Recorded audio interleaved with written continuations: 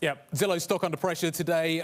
We're actually seeing some fairly positive housing market data, but Zillow long houses and is taking the rest of the year off from buying any more. It's basically decided it needs to whittle down its record inventory. Let's figure out exactly what is going on here. The stock's been on a decline for a while. Bloomberg's Dave Wilson looking at the numbers. Well, Guy, I mean, it's a situation that a lot of other companies are facing at this point because, when Zillow buys homes, they fix them up and then resell them. It's the fixing up part that's the issue. They need labor. They need supplies. They're having trouble getting both. So they've decided to put their business on pause and focus on the houses that they have, especially after buying more than 3,800 of them in the second quarter. That's twice as many as they bought in the first quarter. So they really did, pick up their purchases at a time when arguably the U.S. housing market was cresting a bit.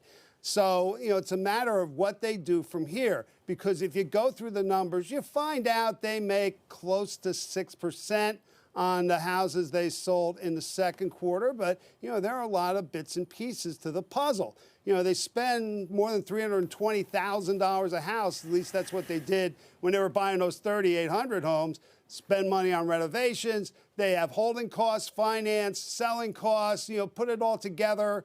And they've got more than 3,100 homes in their inventory at this point. So a lot to work through. And they've really taken on a whole lot of debt to finance all this as well. They're up above $3.1 billion. At least that's where they were at the end of their latest quarter. And they've sold bonds twice in the past few months to help pay for all these houses they're buying.